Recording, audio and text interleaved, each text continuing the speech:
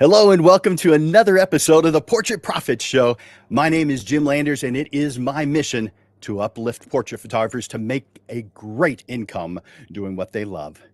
Each week on the Portrait Profit Show, you get tips and systems on the business side of photography designed to help you gain a mastery over marketing and sales, reducing the struggles that most photographers face so you can finally get what you deserve. This show is for photographers who feel they've got something to learn on the business side. So if that's you, then you are in the right place. Welcome to the Portrait Profit Show.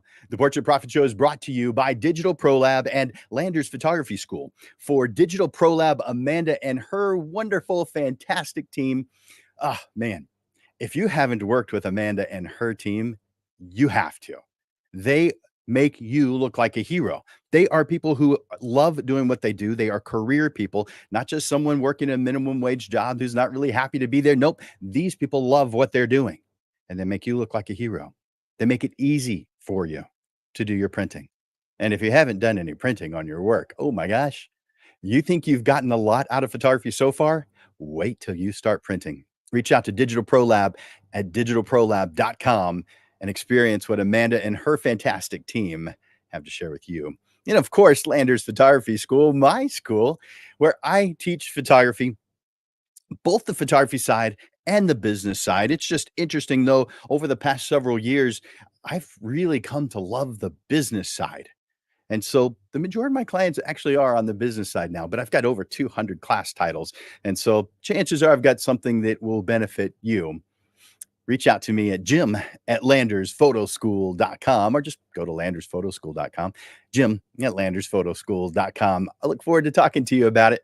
Now, I want to encourage you during this show to make comments and ask questions. I want you to do me a favor right now and go over to the comment section and enter in hashtag live. That tells me that you're watching us live, either on Facebook or LinkedIn or YouTube or X, wherever it is that you're watching. For those who are watching the replay, though, I want you to enter in hashtag replay. But those of you who are watching right now, it's hashtag live. That tells me that you are watching live. You guys are awesome. I'm so glad you're here. I want you to do me another favor. Actually, I don't know that I am going to call it a favor because we're giving you this gift. This is how you pay for it. I want you to share the Portrait Profit Show. That's it. Just click on share. As you know, Amanda from Digital Pro Lab and I deliver the Portrait Profit Show to you every single Monday. We don't read off ads from Indeed. There's no video commercial from Netflix. All the time and the expenses that we go through are funded from our own pockets. All we ask in exchange is that you share the Portrait Profit Show with others. That's it. Just share it. Click that share button, invite others to the show, and help us build a brighter future by uplifting photographers. Now, I want to welcome you to our discussion panel on planning. As always, for our monthly panel discussions, we have a wonderful group of panelists who have valuable insights to share with you. Each one of our panelists has different perspectives on running a business. And they're here because they believe in uplifting the photographer community and they want to inspire and motivate you. So get ready to be inspired and help me welcome the panelists by clicking like or love right now in exchange for their gift of time, and take a moment to thank the panelists in a comment. I want to bring them here right now online with me. We have Lauren and we have, let's see. Oop, why is she not showing up? There we go. I've got Lauren and I've got David and I've got Alfonso. Hi, guys. How's it going? Thank you for being here. I'm excited to be here. Yay. You guys are awesome. I really appreciate you being here. I know you've got other things going on in life, and yet you wanted to be here to, share your thoughts and experiences with others so that you can help to uplift the photography community. So you guys are awesome. I appreciate you. Thank you for having us, man. Appreciate it. All right. Now, I'm going to give each one of you an opportunity to share a little bit about who you are and what you do. So let's get that started. I'll start with Lauren. So I'm going to take Alfonso and David off for now, but I'll bring you guys back on. Lauren. How's it going today? It's going good.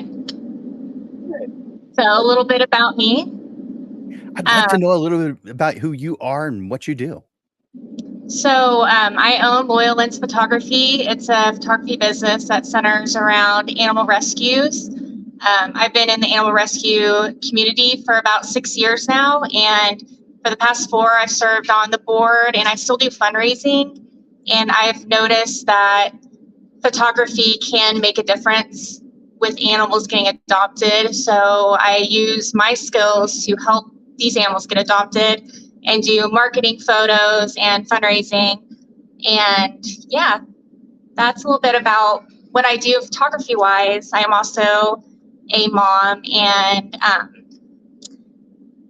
yeah, and I love my dogs. So yeah, it's a little bit about me. That's so cool. So you said you have dogs? I do. I have 4 dogs. 4 dogs. Yeah, and I have 1 foster right now. And yeah, so I have 5 dogs in my house. So yeah. So should that not be surprising by, considering the kind of work that you do, that you have several dogs? No, I've actually, I currently still foster, and all of my dogs at one point were a foster, and I ended up adopting them. So yeah. Speaking of dogs, mine has just walked up, and he normally doesn't during my show. He usually just goes and lays down. But come here, come say hi. You don't want to? It's not normal for me to tell him to jump up on me. So he's looking at me like, what? Come here, jump up. Come here. I want to see you. Come here. Yeah. Oh, hello, puppy. Oh my gosh. Did you see those kisses? Boy. Beautiful.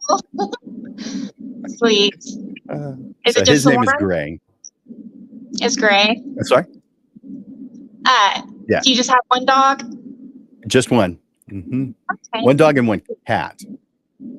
Okay. Yeah. Well, thank you, Lauren. I appreciate you being here. Yeah, of course. Let's bring on David next. Hey. So, David, I'm glad you're here. Can you tell us a little bit about who you are and what you do?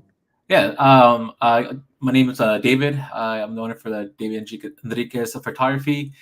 I kind of feel like I'm a little jack of all trades. So right now my profession is I'm a cybersecurity analyst, and on the side I do the photography.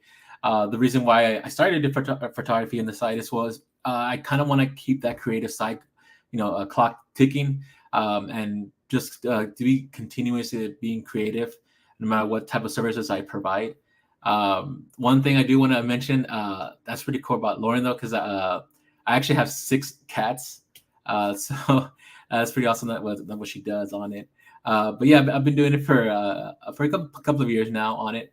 But yeah, thank you for having me on.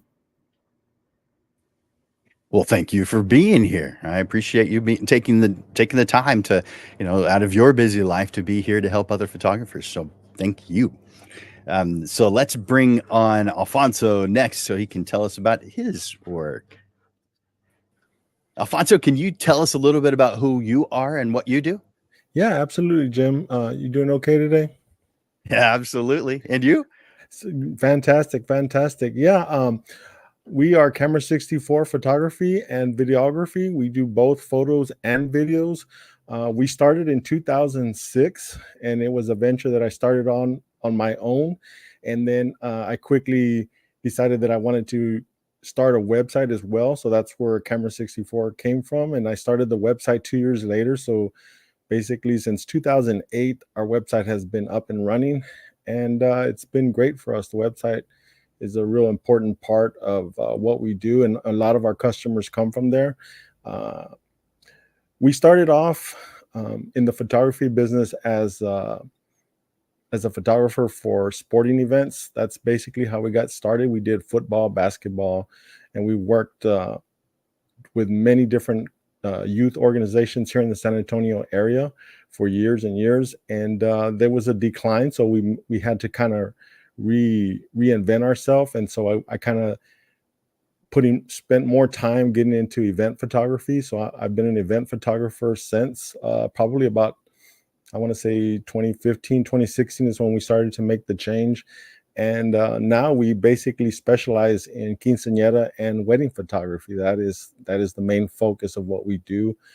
It's something that I really enjoy. Videography is something also that I've been doing since basically high school. We had a program here at Burbank High School, which was supported by some of the local TV stations. And so I was a part of that anchor program. They just started the first year, and I just happened to be a part of that first year, and got my hands, into it. And I just really enjoyed videography, and I've been doing that nonstop.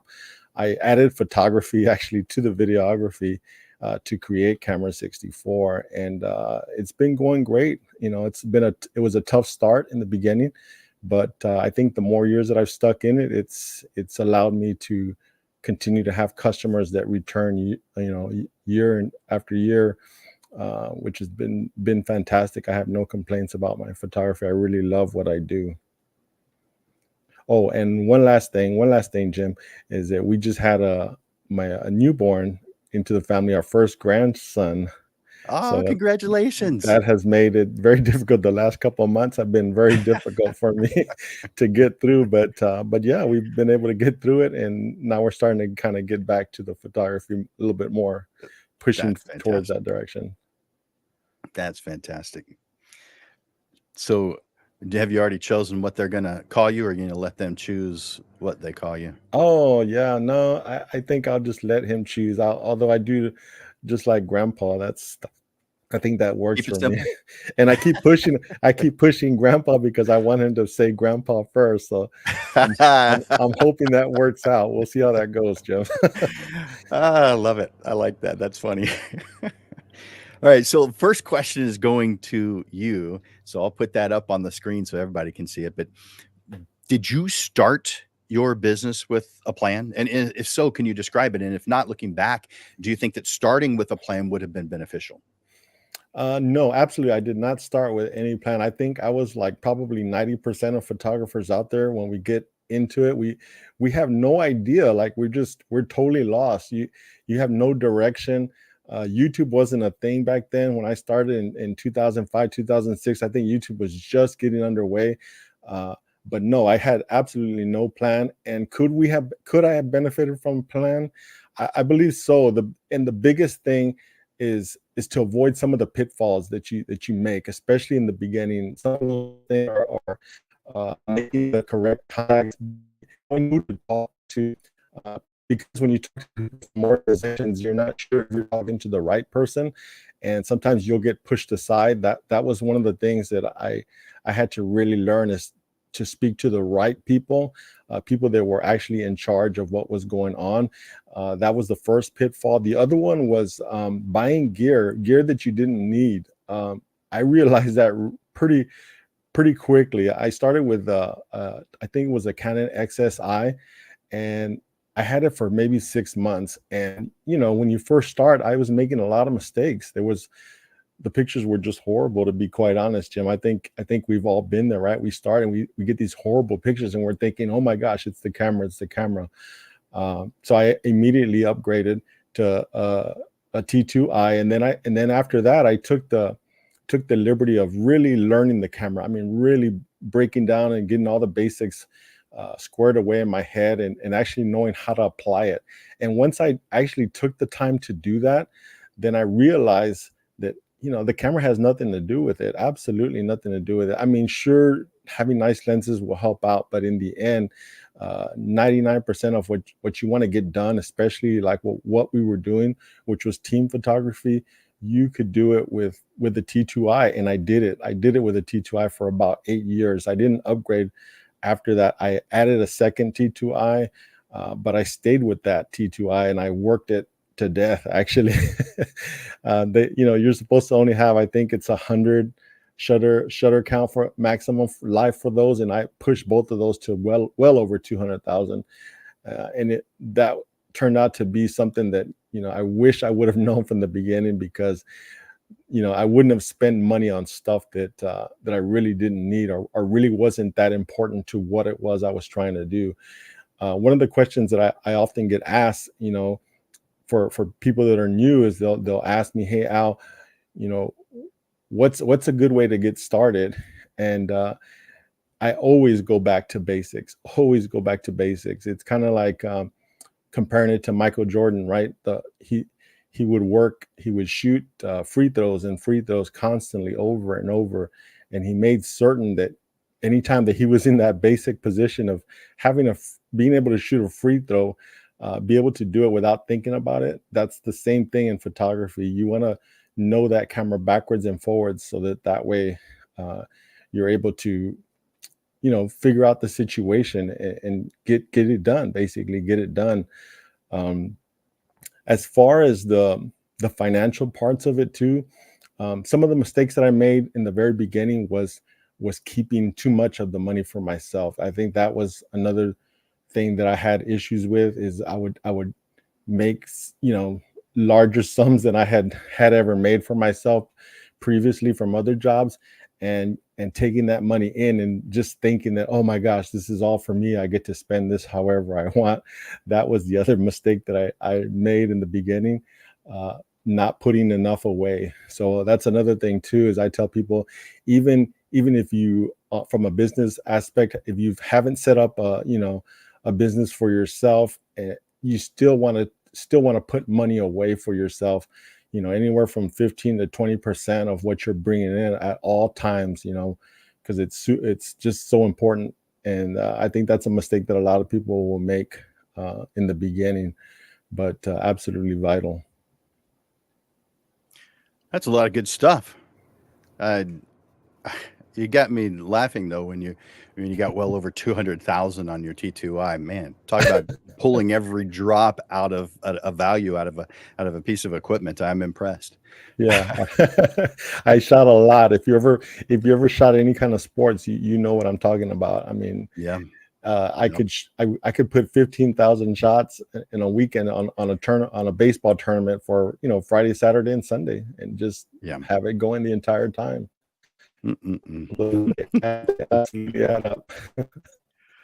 Well, thank you for that, Alfonso. I'm going to ask that same question now of Lauren.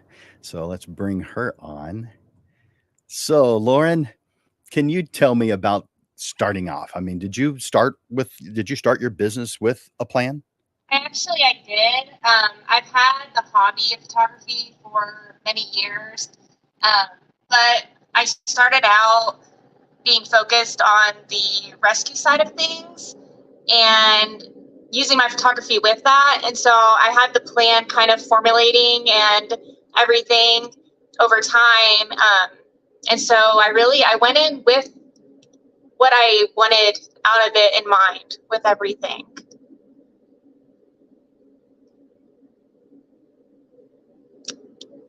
What kind of things did you think about before you began? I mean, did you know that planning was a good thing? Did someone tell you it was a good thing? What caused you to even go that direction? I guess over time, life lessons, but I've known over time having a clear vision in mind of what you want makes you more successful in life. You have to know what you want before you go and get it. Okay. I like that. Very good. Cool. Thank you very much. I appreciate that. And I'm going to ask that same question now of David. So let's bring him on. So, David, can you tell me a little bit about before you started? Did you start your business with a plan? I didn't. Like I started roughly about 2018. I was going to school to get my film degree. Then I kind of changed it to cybersecurity, but I've always had a passion for photography. And when I started to take it serious, I was like, all right, I'm going to start doing this business. Alfonso kind of brought the whole deal. Like, he's been doing it for a lot longer than I have. As you mentioned before, YouTube, everything was around, right? So for me, I mean, I just did like research. You know, what can I do? Because I was just like, all right, let's see how it goes. And then I started, as you're going, I started learning. I had moments I failed, but that was kind of good at the same time when you think about it, because how can you learn, continue to learning, without failing, right? So you learn from your mistakes. And one thing that I want to take from all that is, that's awesome. He mentioned about the camera, because it's not, everyone's mentality is like, I have to have the best camera out there, and it's not. It's just knowing the foundations. And one thing you need to definitely know for sure is just the lighting, and which makes a big difference, no matter what type of if it's a $500 camera or a $2,000 camera. Lighting plays a big role, which is awesome. And for me, the last thing I kind of want to do is just focusing on my customers' like overall experience. Every time I deliver a product, I would kind of ask them questions like, hey, if there's ever an area where I could have improved, or if whether it be communication or the delivery of the product, just learning from those has definitely improved my overall experiences for my business. Yeah, that definitely sounds good, like a good philosophy. Speaking of philosophies, that brings me to the next question. I'm going to ask that of you. But before I do, you guys watching, are you getting something from this already? And if so, will you do me a favor and tell me in the comments, what are you hearing? Did you start off with a plan when you began your business? Are you planning your business right now? Tell me where you're at. So over in the comments, let me know. So that brings me to the next question. Can you describe your philosophy on planning for your photography business? Yes, at least for me, it's just finding the right balance, for kind of like, I think your work-life, family balance, everything. Because I mentioned my primary work is what I do.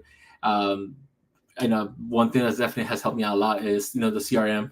I use HoneyBook, and just keeping everything organized. Any events that are coming up, any communications I got to follow up with customers. And of course, at the end of the day, it's just finding that balance that's helped me out. Because it can definitely get stressful out there. And sometimes you'll feel like it'll be, days you might not have any, gigs showing up, and, trying to learn for where you can improve, and, start getting additional, events by communicating to different people. But at the end of the day, I think for me, it's just overall just finding a nice balance with the work life. Do you feel like you've reached that, or you still have a little tweaking to go? I think, honestly, for me, I don't think I'm ever going to reach the point, because when it comes to this, it's always changing, and you kind of want to change with it, because you can't be with a business of just saying, okay. And one thing I definitely like, what helped me out recently is that I introduced the whole photo booth to my photography, to add in extra services, what I can do. Because sometimes when I reach out to clients, they might have already a photographer, but like, well, do you have this, or do they provide this service? If not, I can be a service for you. But it's an always ongoing thing, a process. Nice. Very good. Thank you, David. I appreciate it. I'm going to ask that same question now of Alfonso. Let's get him on. So, Alfonso, it's you're up. Can you describe your philosophy on planning for your photography business? Yeah, Jim. Basically, as far as planning goes, I don't want to talk about the financials, because that's, for me, everyone is different the way they decide to handle it. I want to look at it more in the way that how do you, what David was talking about, how do you meet clients, get new clients, and also making a client not only a client today, but making them a client for life. And that's the one thing that I watch whenever, like, because sometimes I'll get hired for video, and I'll work with other photographers, and so I kind of, I'm watching, obviously, I'm with my son, and so I'll tell my son, hey son, watch what they're doing. And then later on we would talk about it. And some of the mistakes that people would make is that they'll get a client for today, or a job for today, but instead of thinking about it like that, you need to think about it as, I want to make a client today that's going to be my client for the next 10 years, for the next 20 years. And how do I go about doing that? And so we have to go down the road that, hey, let's take weddings or let's do quinceañeras, because I do more quinceañeras than anything now. That's kind of like my specialty, I guess you could say. Quinceañeras. Essentially, when you go do a quinceañera, if you're not meeting every single person in there face to face, then I just feel like you're missing out on some huge opportunities. Because when you meet everybody face to face, it gives them the opportunity to speak to you, to ask you who you are, ask you about your photography, just in general, meet everybody. And oftentimes other photographers will look at it, but you actually meet everybody at a wedding. I said, or a quinceañera, and I say, absolutely. How do you do that? Well, I mean, if you take the time, every wedding, every quinceañera, you should be going around taking pictures of everybody at every single table. So you're actually going around at the venue between your responsibilities. Of course, you take the time and you walk around to every single table, you photograph every single person there, and then you make a gallery available to them so that they can actually go to your website and visit your website. So they're going to look for your picture, but then they also see that you do other stuff too. And I often see this totally missed by some people, some other photographers, and I wish that I could take the time to help them. But currently I'm working. I wish I could just share that. So I'm glad you invited me to be on this panel today. That's one of the things. Some of the other ways that you can also create clients for life is also, doing things that involve younger children. Because, say for instance, as I talked about, we did sports photography. So there were kids that I met that they were 5 years old, 6 years old. And a lot of times free stuff. And a lot of times my wife just did not understand. She would say, "Oh, what are you gonna make buttons?" I used to go out. My big thing was I used to go out and make photo buttons. And sometimes I'd sell them for $1. Sometimes I'd do it for absolutely free, just to go out there and make buttons for people and hand them out. But in the long run, that ended up paying off majorly, because a lot of those families were so appreciative of the fact that I took my time to be out there and I provided them with something that they came back, especially the young ladies. And that's why quinceañeras is a big thing for me, because not only did I photograph that little girl in T-ball when she was 5 years old, but I also photographed her when she got to her quinceañera. I photographed her when she graduated from high school, when she graduated from college. And I've even had some that I've actually done their weddings. And now, we're getting them to where they're having kids. And so they're coming back with their kids and saying, "Here, these are my son. I want you to shoot their pictures. My newborn, he's turning 1 year old." And so those are ways that you create clients, not only for today, but you're creating a lifetime of clients. That's what you want. And you don't have to have a lot. I would say I have maybe 150 clients that I have shot for maybe 10 years or more, 20 years, basically. And that's what you want. That's the flow that you want. Because if you go into it just thinking, "Oh, I need to get a client for today," or "I need to get a client just for this weekend," and you're not closing, or you're not tying off that end to where they're going to continue to grow, you have to water it so that it continues to grow for the future. That's what you want. And fortunately for me, I'll be honest, is I haven't done any major advertising like I used to do, probably in about 10 years. So all my clients come from people that I have already photographed before, or if not them directly, they recommend me to their families and their friends. So those clients are also helping me do some of the work. And I think that's the missed opportunity that a lot of photographers will miss out on, because they don't do those little things.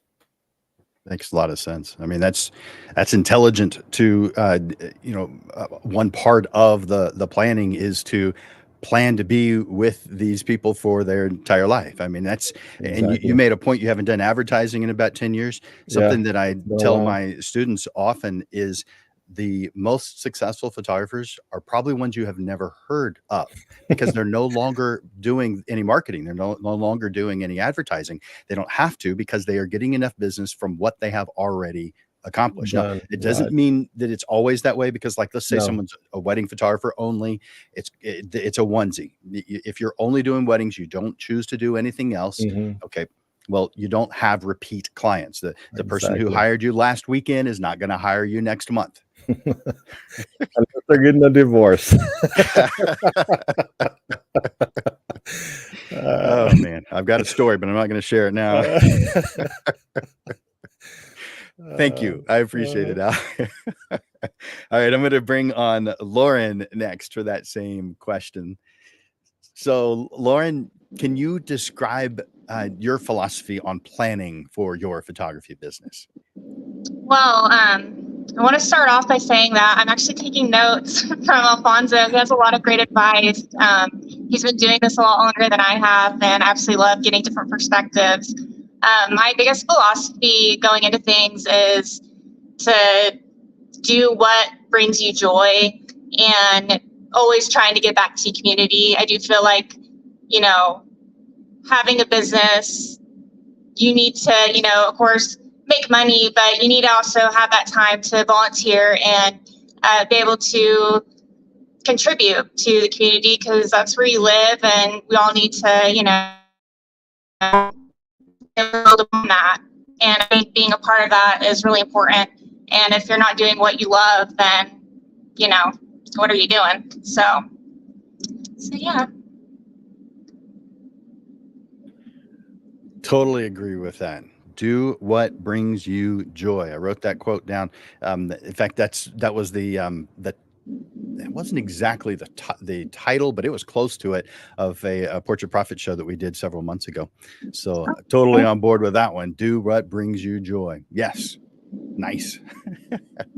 So, Lauren, I have the next question for you. Okay. And I'm going to bring it up so everybody can see it. By the way, as I'm bringing that question up, viewers, are you feeling this? Give me a yes. Go over to the comments. Give me a yes if you're feeling this, if you're hearing this, if you're getting something out of this that you can benefit from. Tell me. Just write the word yes. That's all I need. You can tell me what it is too. All right. So there we go. For photographers who struggle with planning or feel like they don't have the time to plan, what advice would you give to help them? You have to make time to be able to do something. If you're really committed to something, you find time to do that. I know sometimes it feels like you don't have enough hours in the day, but you have to, find a way to tackle things and everything. And I don't know, I guess be able to get out there and get advice from others. If you're feeling unmotivated to do things, then find a way to, bring yourself back and grounded to what you want to be doing. Yeah, that makes a lot of sense. I'm actually, sometimes surprised when someone gives a reason why not to plan. Now, sometimes I've come across people with the philosophy that it's a waste of time. That why would you bother planning? And because they're like, no matter what in life, things change. And my thought is, it'd be like saying, well, I'm not going to define that I'm going to drive to Houston because there could be a detour in the road. That doesn't even make any sense.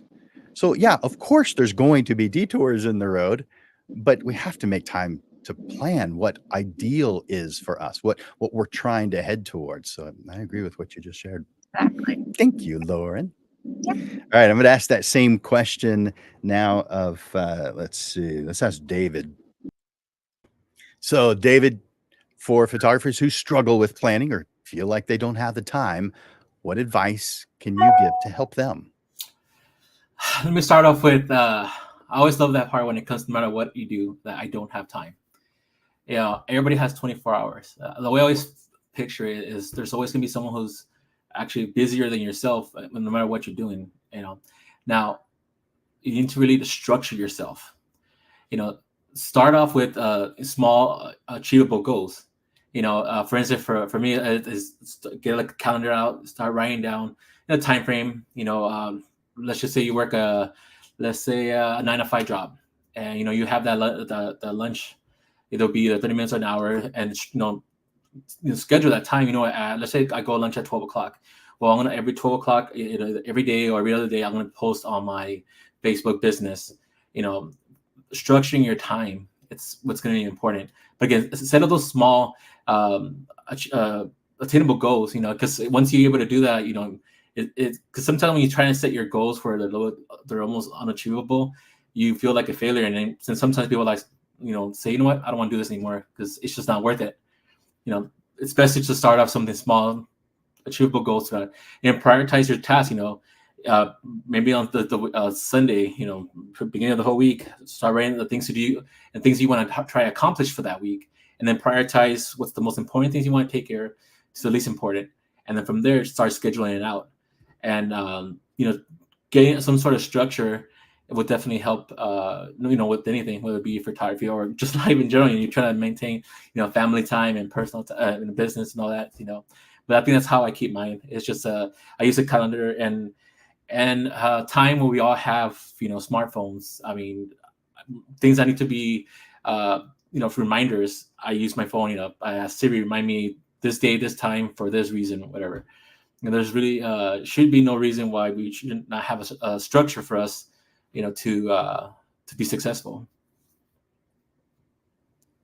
Amen. Yeah. I feel like it's a hard pill to swallow sometimes, but it's at the end, I feel like myself, I'm my own worst enemy. If things don't get, if I don't accomplish this because of me, I chose not to do this or that. Makes sense.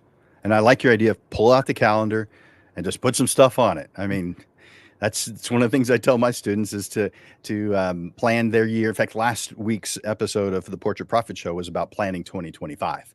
That was the topic.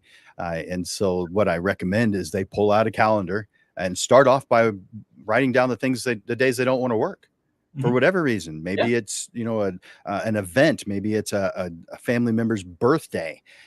Maybe your vacation, whatever it is, mark that off first so that it's not available. It's not one of the available days that a client could possibly choose. And so that way you have it prepared. You already know that this is coming. And that's the first thing I tell them to do. Write down the days you don't want to work. That's how you begin planning. So that's how you plan a year. That's not how you plan like the next mini session you're going to do, but still you're going to use a calendar for that. So I'm really glad you brought that up. Thank you, David. Great ideas.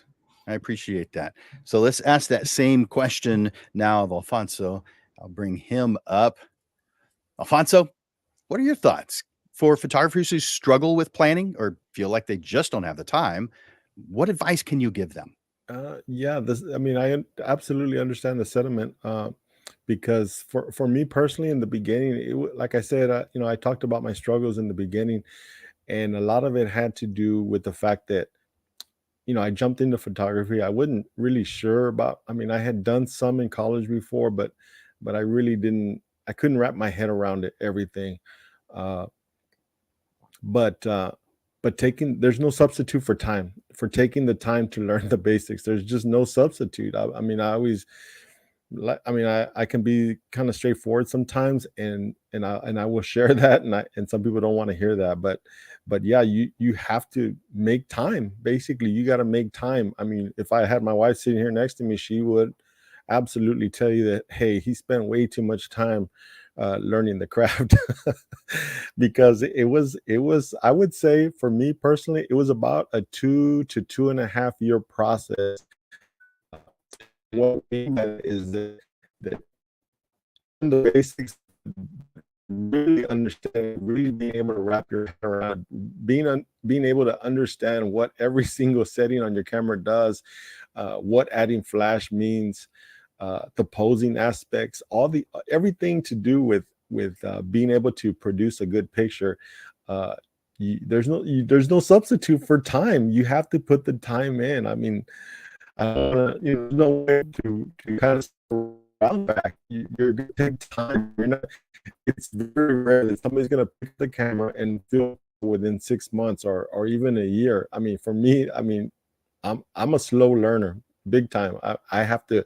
I'm the kind of person I got to put my hands on the camera, or I got to put my hands on whatever it is that I'm doing, and I got to actually do it, and not just do it once, but do it over and over and over and over and over again. Basically, that's how I learned it. So my wife gets frustrated because, who do you think was my it was my wife, it was my mom. Those are our subjects, and every weekend I'm calling them up and saying, "Hey, I need y'all to come over for a little bit because I need to borrow your face for a little bit." And that's what it was. Just taking the time and doing it over and over again. That's simple. Love it. Okay, I don't know if you're the right person to ask this question of it. Maybe David, maybe it's Lauren, but you're the one who's up when I see the question here, and so this question is from one of the viewers named Chris, and he's talking about how do you make the time when photography is not your full-time job right now. He's working 40 plus hours per week, and so how does he make that kind of time? Do you have any thoughts or ideas for Chris? Yeah, you actually are asking the right person, because I drove for FedEx. I'm retired from FedEx. I drove for FedEx for 22 years. And if you know anything about that job, you're there at 6 o'clock in the morning, and most nights you're not home till 8 or 9 o'clock in the evening. So yeah, I would get home, I would eat, and basically I would study. I have a book that I wish I would talk specifically. I had my notes right here, but no, I would sit there for sometimes 2 hours before going to bed, and sometimes I would be up till 1 o'clock in the morning, and then have to be up at 5 o'clock. I mean, it's a sacrifice. I don't want to sugarcoat it and tell you, hey, it's not a sacrifice, because it absolutely is. But if you take the direction and that's what you want to do, then that's what you're gonna do. Period. My son is kind of in the same situation, because I'm getting up there in age, and doing a wedding or shooting something all day for me, it's difficult now. It's not like it used to be, and so my son is wanting to take over. But there's a lot of things he knows, kind of like the basics, I want to say, but he doesn't know all the advanced stuff. Because Jim, taking the pictures is only half or maybe a quarter of the story. You still have to do the editing, the delivering. All that requires, it requires learning. I started using HoneyBook about 6 years ago, and so it was something I had to learn. Photoshop was something I had to learn. There's a lot of software that we used in the past that I had to sit down and learn. Learning is just a part of life, period. Not just within photography, but anything. You got to constantly be learning something. I think you can agree with that, Jim. Yeah, that's some good considerations. It's very true. That there's a conversation that's going online right now between Chris and Robert, and so Robert has a follow-up question, a comment, really. But you said you're getting up there in years. I'm thinking you're probably what, 45? No, I'm 55. Oh, wow, you look good. Oh, thank you, Jim. It's all this photography running around back and forth. Well, then maybe this applies. He's there's that stereotype now that goes along with the older males, and how we're kind of a negative thing for some reason for some people, but for whatever reason, I'm sure that they have very good reasons for feeling that way. I'm not commenting on that. But the fact that the majority of us wonderful creative photographers are really good people.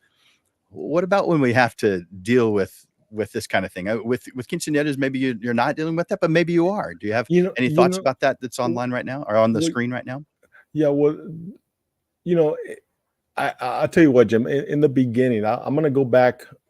Gosh, I want to say the first 10 years. I'll take it the first 8 years. The first 8 years, I would get so frustrated because I did spend not only a lot of time trying to get clients, but I also spent a lot of money. I did Google ads. I did Facebook ads. So there was a cost for me. I mean, I was all in. I always like to tell people, if you're going to be successful, and I don't even care what it is, my choice just happened to be photography. But when I decided that I was all in, when I decided that I was going to do photography, I just decided I'm going to be all in. And I was criticized. My own parents sometimes would criticize, well, you're crazy. You're going to spend, I don't want to give the whole amount, but it was a large sum of money to get started. And I heard it. I heard about it. But the point I'm trying to get to is that, I put out a lot of money and I did not make a lot of money. Okay, the first 6 years were horrible. The number was horrible. I was not getting any kind of return on investment. I was spending money on cameras that weren't making any money for me in the beginning, and it was tough. I would get frustrated. I was just like this gentleman here. I would say, oh well, it's because they only hire other girls, or they only hired them because they're cheap, or they only hired them because they have a certain style. And then I learned to put all that down. Just put it down. The right clients are gonna. Eventually you're going to get to the right clients. And if you get to the right clients, you're going to, in that process, you're going to let a lot of other clients go the wayside, not that we're going to be, what's the word I want to use? We're not trying to be snobby or nothing like that. That's not it. But we, because a lot of times clients want to, they're going to come to you and say, oh, I need this, this, and this, right? But as a photographer, we also have a right to say, you know what, I don't want this type of client. So there's little red flags, right? So we're looking for red flags in us. Us as photographers, we're also looking for red flags from our clients too. And sometimes you'll get red flags if you're paying attention. And then those are the kind of clients that you want to try and avoid, or figure out a way to say, hey, in a nice way, say, hey, I'm not the photographer for you, whether it's a different style, whether it's price related. So it's a back and forth, not only are they qualifying you, but you're also as a photographer qualifying them as well, right? Yeah, that's right. Yeah, thank you for all that. That's a lot of stuff. Thanks. We're gonna have to review that and unpack it. Thanks for sharing it. Well, I have the next question for you. You ready for it? Yeah, go ahead. Let me bring it up. Let's see. There we go. What are the key elements that you focus on when creating your business plans? Oh man. So at this point in my career, I kind of have everything set. Everything's set for me. I know that David had mentioned HoneyBook, and that's one of the softwares that I use on a consistent basis, and it makes my life so much easier because once I set a client up, once I set up their payment plan, I don't have to worry about collections. I don't have to worry about forgetting events, because it does happen. I've forgotten events in the past. It's a horrible thing, but it can happen. Absolutely. When you're handwriting everything out with no reminders, and it's all you. It's just me, basically. It's me. I'm in charge of everything. So working with software that's going to help you to keep everything in order, make sure that the clients are being taken care of, making sure that they're getting the notes that they need, and I'm getting the information back from them. For their specific shots and those kinds of things. I know that the software is going to help me keep that all together and in one place, and also remind me about dates that are coming up and anything like that. It just makes it a lot simpler to utilize software sometimes than trying to keep it all up here or to write it all down, because you will Exactly. get not careful.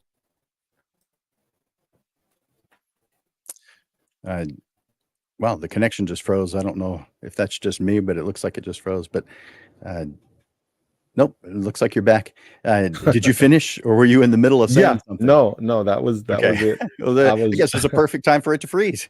Yeah, basically, I have I follow the same. I've set up plans for everything as far as shoots and what I take and different situations. I just follow the.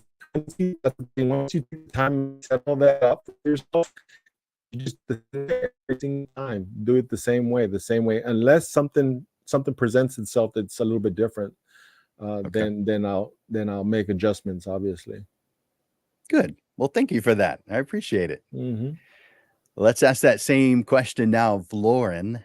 So bring Lauren on and ask her, what are the key elements that you focus on when creating business plans?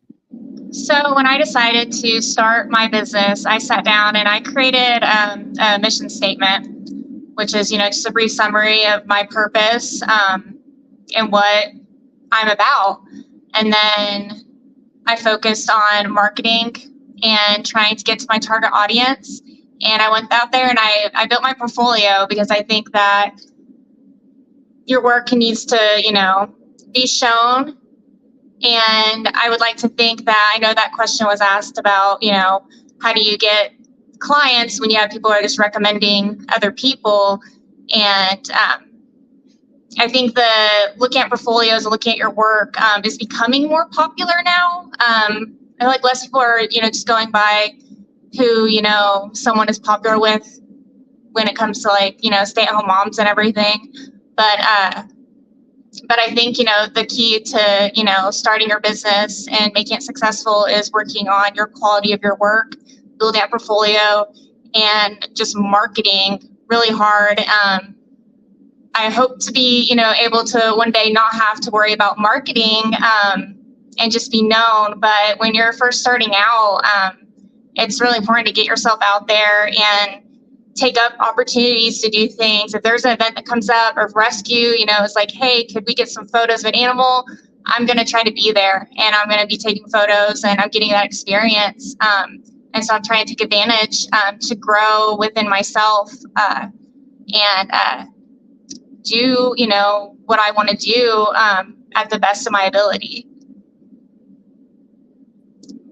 Yeah, that sounds great. Did you have any trouble with defining your mission statement at first, or did that really come just naturally to you?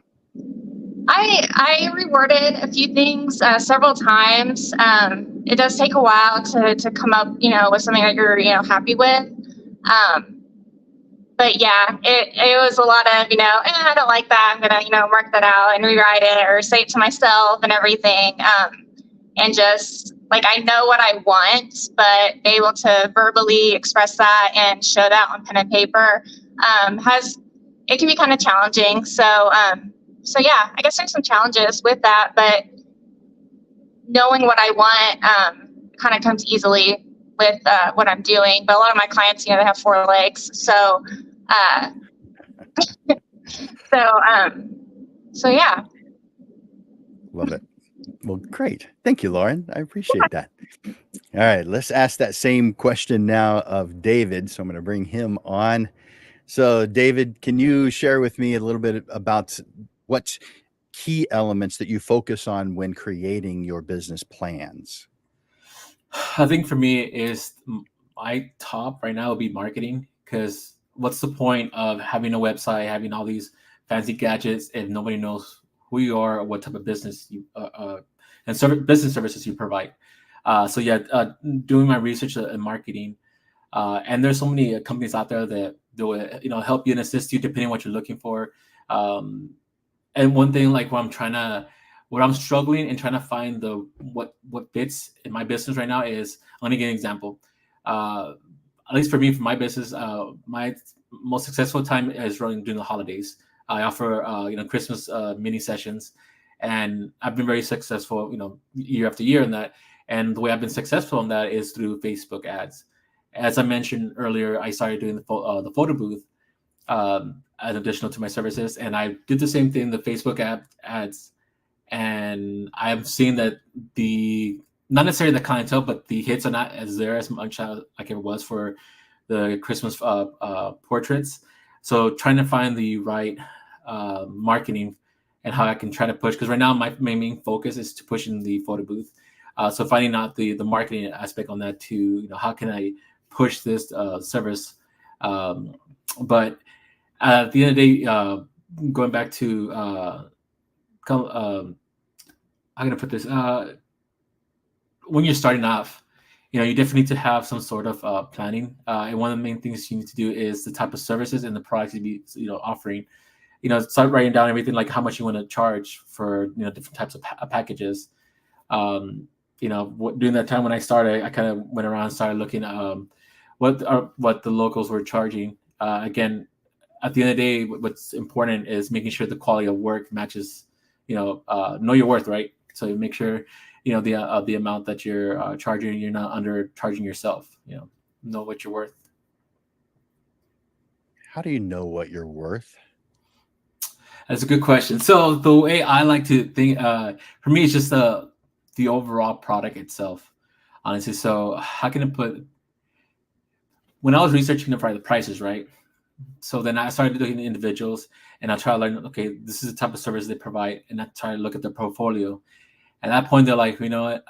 Let's just give a random number, right? So let's just say this person charges $500, and sometimes when you see the work, you're like, okay, it's fair. 500 sounds about right.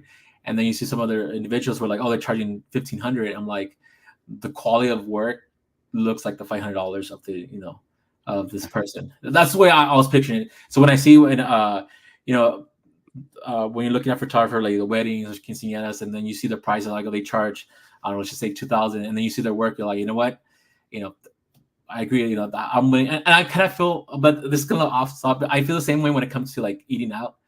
And I don't mind spending a lot of money on food, but I'm really obsessing when I pay X amount of dollars and the food quality is not there. Yeah. It's just like, oh my gosh. So I mean, that's why I kind of see it. So at the end of the day, like I say, know your worth. You look at your product and kind of see how much kind of compare it. At the end of the day, everybody compares no matter what. That's not sugarcoat, right? It's like, hey, well, this individual does this. Hey, they're charging this. If they charge X amount of dollars and they're being successful, why can't I do that? And then you start comparing. Does your product match their product? Yeah, because at the end of the day, it's going to be more. After that, it's just yes, the product's there, but what about the experience? Kind of like Alfonso was saying, we will all love to be in that point where he's at, where it's word of mouth, and people love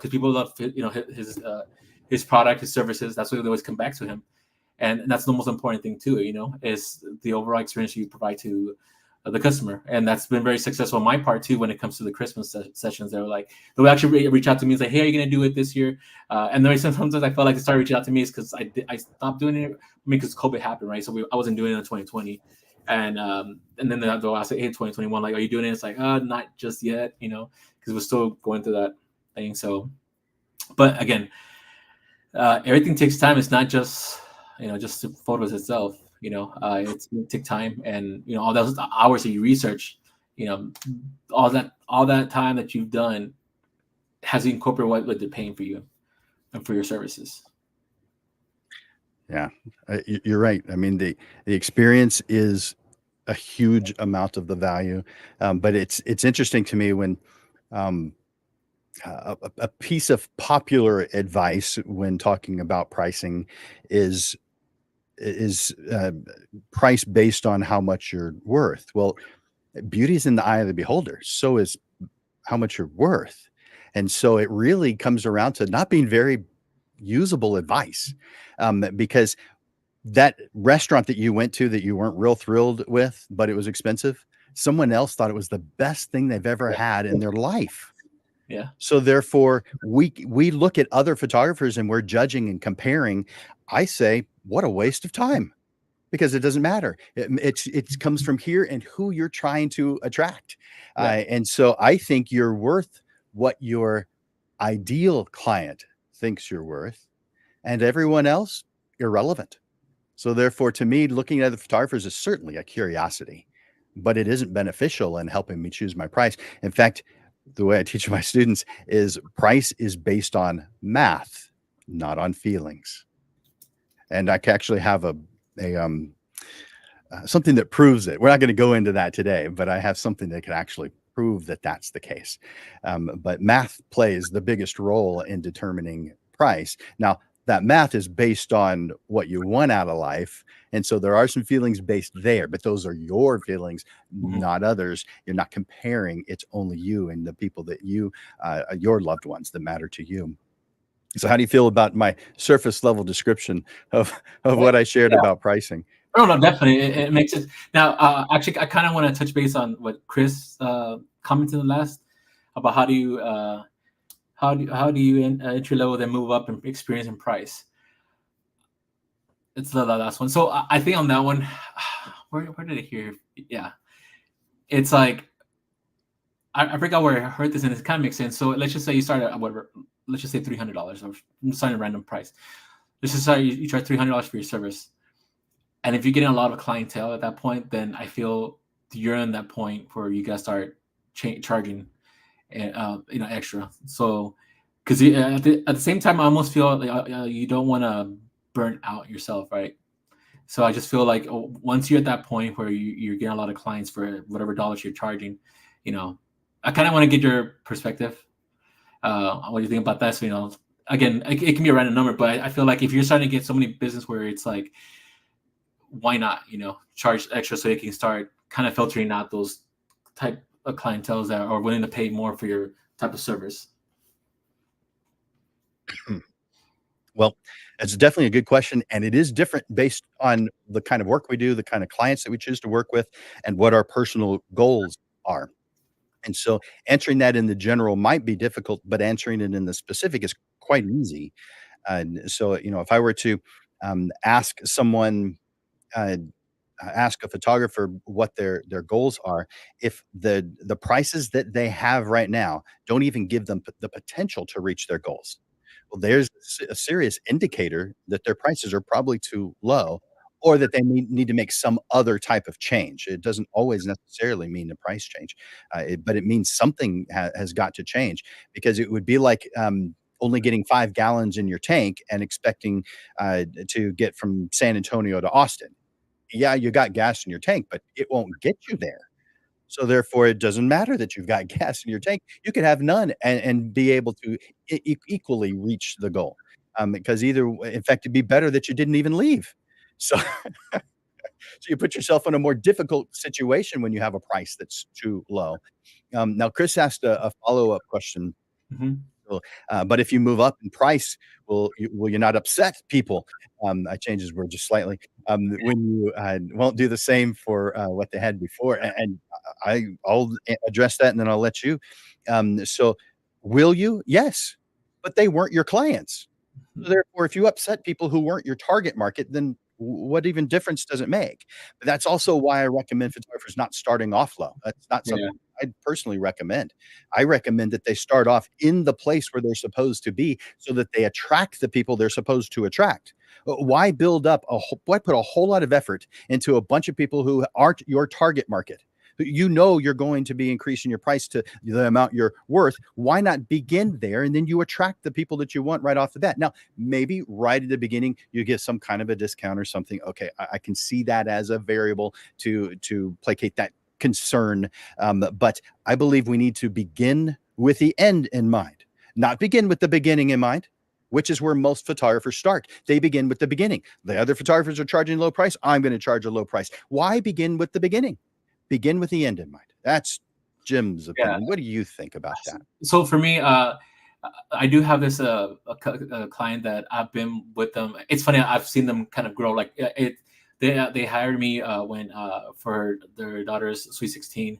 Then I was able to do their high school senior portraits, and then she graduated from college, and they kept on hiring me. Again, it comes down to that whole experiencing. And at the end of the day, do you enjoy working with that client, right?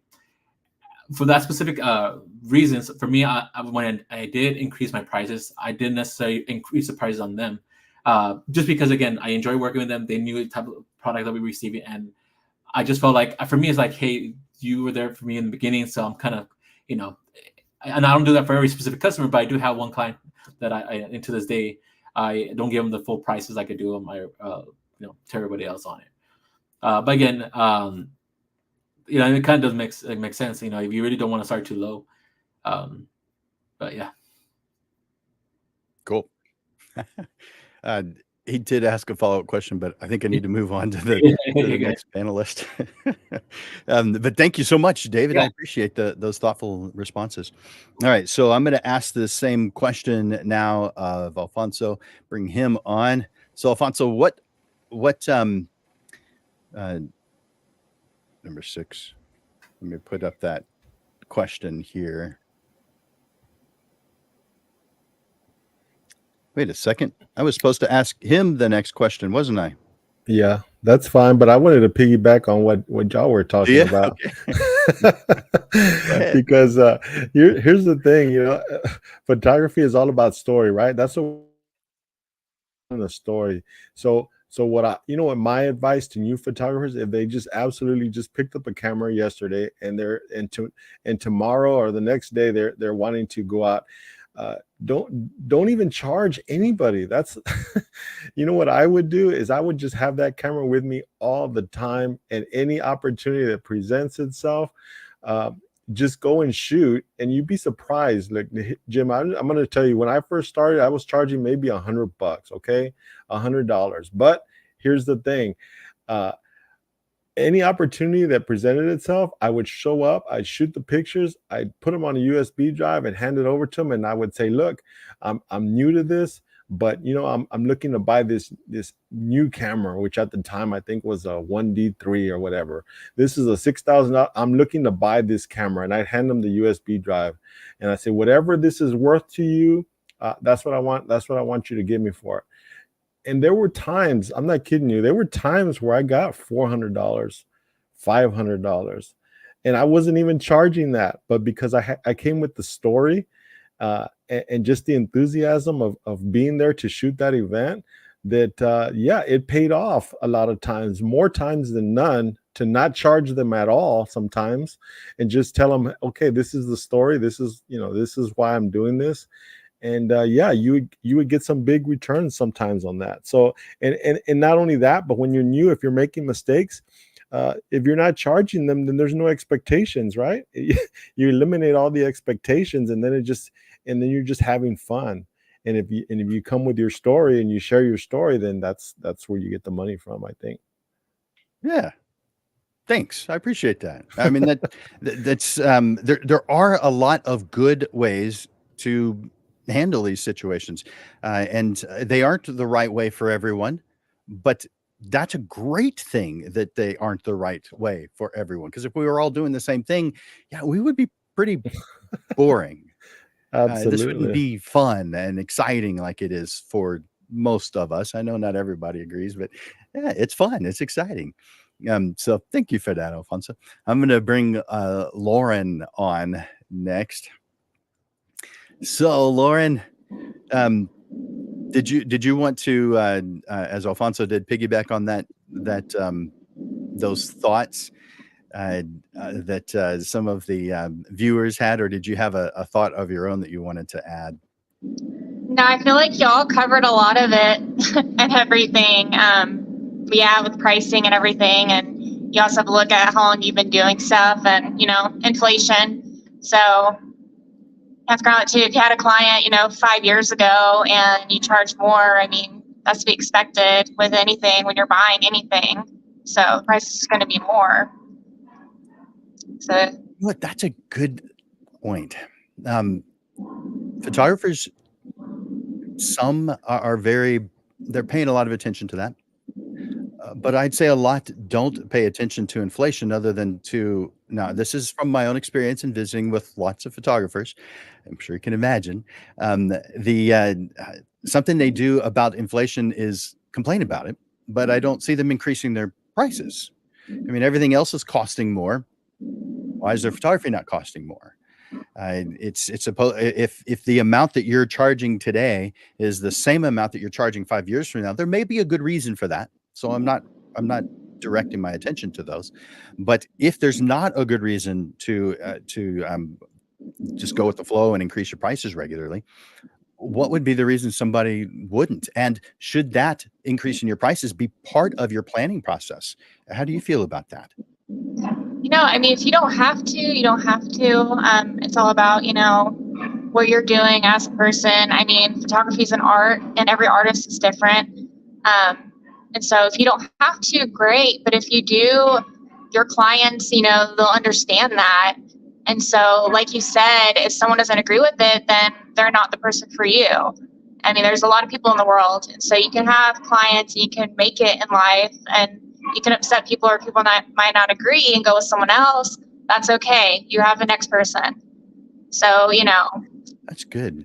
Yeah. I think it's different for everybody, and what they want and what they're doing. So it's really hard to give you a straight answer on that, Well, tell me what you think your thought is on this. If someone actually likes working with you and you decide to raise your prices 10%, which is more than inflation, but let's say you charge $400 for something, and so now you're charging $440, and I'm using that number just because it's easy to do in my head, no other reason. So 400, now it's 440. I want to do business with you anyway, might notice, but it's not going to cause them to not work with you. And if it does cause someone not to work with you, well, then they're probably not someone who really liked working with you anyway. They were loyal to your price and not loyal to you. Yeah. And, I think communication with that is important too. So if you have a client and they're expecting a price, you do the work, they're like, oh yeah, I raised my prices, it's going to be this much, putting out an announcement, or just, calling up your clients that are loyal to you and just like, hey, this is what I'm looking at on this date. We're going to be raising these prices. And just notifying them. I think communication can go a long way when it comes to all of that. Makes sense. Cool. Thank you for sharing that with me, Lauren. All right, let's I'm going to skip a question because we're getting close to being out of time. And I'm going to ask this question. Let's see. I'm deciding which one of the questions I want to ask. How about I'm going to start off with David, and I'm going to end with Lauren. So let's bring David on. So David, we're skipping questions. Okay. Because we're close to the end of our time. You mentioned earlier HoneyBook. Yes. What tools or methods do you use to keep track of your plans and goals? And I mean, I want you to include any specific tools or services that you recommend. And it's because you said HoneyBook, and Alfonso said HoneyBook as well, that I'm thinking that this is a tool that you have used to help you in your planning and your day-to-day running of the business that I think could be beneficial to our viewers. So yes, what do you think? HoneyBook, man, ever since I've started using HoneyBook, I love the portion of the automation on it. There'll be times where it'll automatically send a reminder to the client. If I'm doing a purchase for a graduation, they send it's automated for a week out. So if I have one for, let's just say next Saturday, so this Saturday they automatically get an email, and I get the email say, hey, get ready for your session. So it kind of sets that reminder to the client. I'm not gonna lie, for me sometimes oh, I thought I was free next Saturday. I guess not. I do have this gig. But it's not only just that for the reminders, but you can add the customer's information there, and you can keep track of them. Again, for me, what would help me out, and what I utilize and has helped me out, is again my overall success rates during the Christmas time for the Christmas mini sessions. So again, for instance, for this coming season, with HoneyBook, it has a list of all the clients I did. So it's going to be easier for me, and you can export all that information, through Excel, and then you'll have their information, your name, number, your email address. So I can just send a quick email, like a bulk email to everybody, just saying, hey, this is a new setup for this year's Christmas, along with the pricing and all that information. But through HoneyBook, you can have everything sits all in one. So what I mean by that is when I send a proposal, it gives them the contract. You can take payments through the website as well, and it's just kind of like all in one for me, and it's very, very, very useful tool. I believe they do have trials, but definitely give it a shot. It's definitely been a lot easier to run my business having HoneyBook. Yeah, so we've at least twice done software issues or software episodes on this show, maybe 3 times.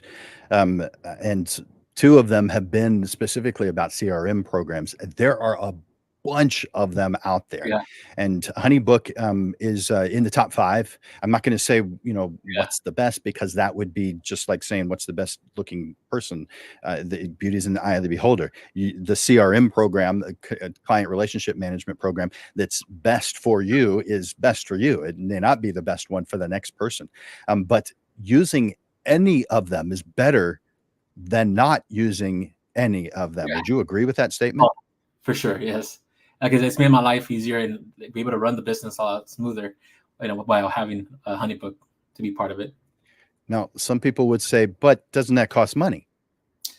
Yes, it does, but it's definitely worth the investment. Because again, at the end of the day, you're running a business, and this is an investment you're gonna have to do, and it's well worth the money. Nice. Thanks, David. I appreciate that. I'm going to ask that same question now of Alfonso. Bring him on. And you had mentioned HoneyBook earlier, but in general, what is your reason for even having a CRM program? What benefit does this give you? Well, the biggest thing for me is collections, basically collections, and also being able to, like what he mentioned, you're creating a client list which you can use to email out. You can email out to all your clients in a bulk email, which is absolutely beneficial for what he's doing. I no longer do those kinds of things, but it's nice to be able to remember, like you can even mark off when their birthdays are, so you can know when their birthdays. You can send them a nice birthday email, or even invite them in for a session for their birthday. Those are just little things like that. For me, one of the biggest things, aside from the collection part, because I'm not a collection person. I don't want to be calling people and reminding them, hey, well, you need to make a payment this month, or hey, you skipped the payment. All that is taken care of by the software, which is amazing. But for me, it's the contract. So I have contracts for different things. So I have a portrait session contract. I've got my quinceañera contract. I got my wedding contract in there, and just the basic events for like corporate events and stuff like that. If we're doing any kind of corporate video recordings, all that is already set up, or I took the time to set all that up. And again, just like I had talked about in the beginning, once you take the time and you set all this up within the software, it's just plug and play at that point. So if somebody calls and says, hey, I'm having a big old corporate meeting, I need you to go down and I need you to set up X amount of cameras, it's all already there for me. I just mark my time that I need to get started to what time we're there, how many cameras are going to be set up, do they need editing, do they not need editing, and it allows them to be able to select all their services. So I don't have to push anything on them. It all comes up for them. They have all the options. For quinceañeras, do I want canvas prints? Do I want an album created? Do I want a USB drive? Do I want 4x6s of the first, of the best 200 pictures? Those are all options within each one of those contracts if you take the time and set that up. So it's kind of like having a salesperson. So when you send that proposal, so they select their services, and then they can also select extra stuff. Like he was talking about photo booth. We also provide photo booth too.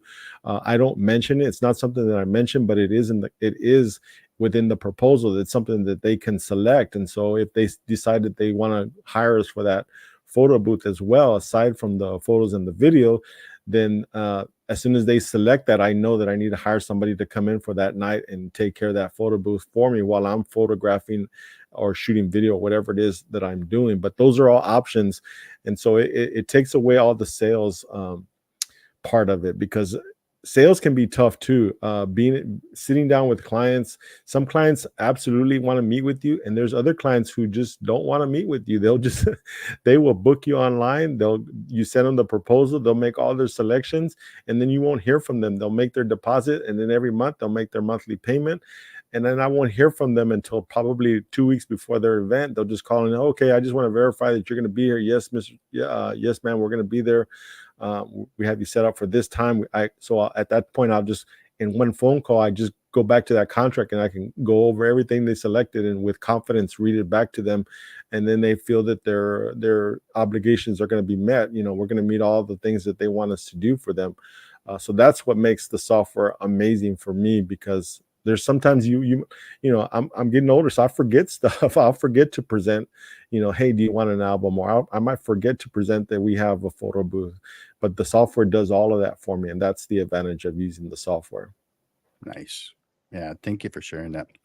No, we are coming to the end of this show, and so I want to start with you about giving advice to your fellow portrait photographers. Just one or two sentences, just some general advice or suggestions that you could share.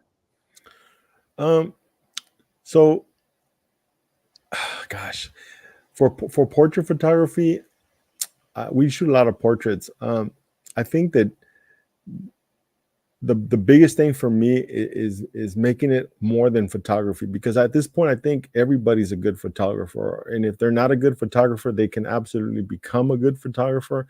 And because that is so, I think that you have to spend more time being personal with them, getting to know them personally on a level that, hey, if I meet their parents, you know, hey, do you have children? How's your mom doing? How's your husband doing? And every time that you make contact with them, you want to make sure that you reinforce that again and ask them how your kids doing? How are they in high school? You know, how's college going? Is Debbie in college now? How's that going? So I think if you can get down to that more personal level with them and really take the time and make the effort to get to know them on a personal level, I think that goes a long way.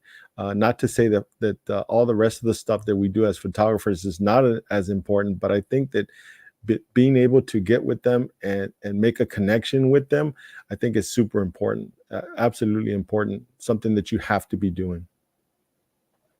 Great advice. Thank you so much for being on the show today. I'm going to bring all of you guys on at the same time here in just a moment, but I want to thank you individually for being here and sharing all your experiences and your advice and, you know, all the things that you've gone through over the years that you can share with us. So thank you very much, Alfonso. You rock. Thank you, Jim. All right, I'm going to bring on Lauren next. So Lauren, we're nearing the end of our show. So can you give us some thoughts or advice that you might give to some, you know, fellow portrait photographers? So my main bit of advice is to prioritize your happiness and have a clear vision of what you're wanting to do before you transition from a hobby to a business. And to remember not to let setbacks bring you down. View them as a valuable learning experience that will only make you stronger as a person and as a business owner. Wow. Perfect. Thank you very much. I appreciate that piece of advice, and I really appreciate you investing your time here, you know, to benefit other portrait photographers. So, I mean, that tells me that you are just someone who believes in uplifting everyone around you, and you know that is beneficial to all concerned. And so, thank you so much for being with us today. Thank you for having me. Yeah, of course. I'll bring you back here in just a second. All right. So let's bring on David real quick. So David, you're closing this out as far as the closing thoughts. I've got some things that I want to share because I want to talk about what the upcoming shows are, since this happens every single Monday. I want to tell you everybody what's coming up, but you're closing out the advice here for the panelists. So what advice can you give us as portrait photographers to increase our business or improve our life? I'm going to keep it short and sweet. Know your craft, build a strong portfolio, and then connect with your clients. You were not kidding. That's perfect. And do me a favor one more time for the guys in the back. Tell me again. Do you remember it, or did you just have it? Yeah. Know your craft, build a strong portfolio, and then connect with your clients. Love it. Thank you so much. Sorry to put you on the spot like that. And thank you for, I saw that you were responding to people on one of the YouTube places that we're simulcast to two different YouTube channels. And I noticed that you were on one of them responding. So thank you very much for doing that. That was awesome. I'm going to bring everyone back on. So here's Lauren and here's Alfonso. Thank you guys for being here. You are freaking awesome. I keep saying you're awesome because you are. You're wonderful people. You didn't have to come on. You didn't have to have it in your heart to share your thoughts and experiences with other people in the photography community, but you do care and you are here. So I want to thank you for being here this evening. Thank you, Jim. Thank you. You guys are awesome. Hey, you guys who are watching, viewers, do me a favor. Go and do them a favor. Go over to the comments right now and just thank them for being here. Say whatever you want. You can say Alfonso was fantastic, Lauren was great, and David was just amazing. Whatever it is you want to say, go over to the comments. They took their time to be with us here this evening. All I'm asking is you make sure to say thank you. Hit that love button, hit that like button, and we sure do appreciate our panelists. All right, I'm going to take them off the screen and tell you guys what is coming up next, because as you guys know, we do this show every single week. So I'm going to tell you about the upcoming show. Oh, man. You know what? Before I do that, they are awesome. Wouldn't you agree? Our panelists have just generously shared their extensive experience and experience with us, their expertise and experience. And we hope that you have gained some valuable tips and insights that you can use. I'm sure you have. Make a comment in the comments. Tell us something you got out of this. Something that some takeaway that you received from this time that you have spent with Lauren and David and Alfonso, because it's people like Lauren, David, and Alfonso who uplift the photographer community, and we want to encourage them to continue to do so. So take the opportunity over in the comment section. Let me know. Hit that like button, hit that love button. Yeah, you might have done it already. Do it again. Man. All right. So these guys were wonderful. It seems like we always get wonderful panelists to come onto the show. There are a lot of wonderful, fantastic people out there. So don't ever get it in your mind that there aren't people out there willing to help. I mean, every once in a while I hear people say, well, when I started, there was no one out there who was willing to help. You might not have been aware of them, but they exist. And every month I prove it here on the Portrait Profit Show, because on the second Monday of each month, we do a panel at 6:30 in the evening, like you are here right now hearing. And we bring on wonderful photographers that prove there are people who are more than willing to help. Now, let's get into the next handful of classes that I'm bringing to you for free. The next one, and this goes into what Alfonso was saying a little while ago about starting off and doing some things for free. Well, there are times when that is the appropriate choice. Now, it isn't always. There are times when that is not an appropriate choice. But I'm going to talk about times when there are in random acts of portraiture. And this is going to be about transforming your photography business by combining community engagement, kind of like what Lauren was talking about, with innovative marketing strategies. So you're going to learn how to give back through free portrait sessions while building stronger client relationships and growing your brand. Join me, and we're going to explore step-by-step plans, real-life success stories, and practical tips for long-term impact. That is Random Acts of Portraiture. And let me put that date on the screen so you know when. It's a week from today at noon, our regular time. There we go. July 15th at noon, Random Acts of Portraiture.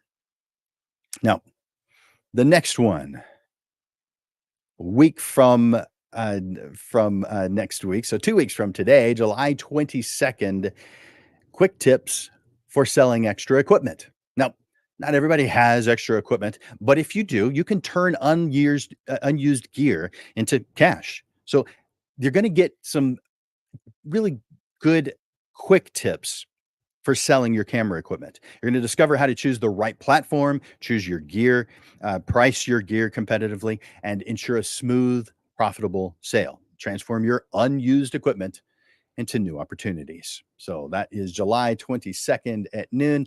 And then we're going to be doing on the July 29th, the last day of this month. This is going to be strategies for social media photographer requests. Now, every once in a while, you see someone out there saying, I'm looking for a photographer.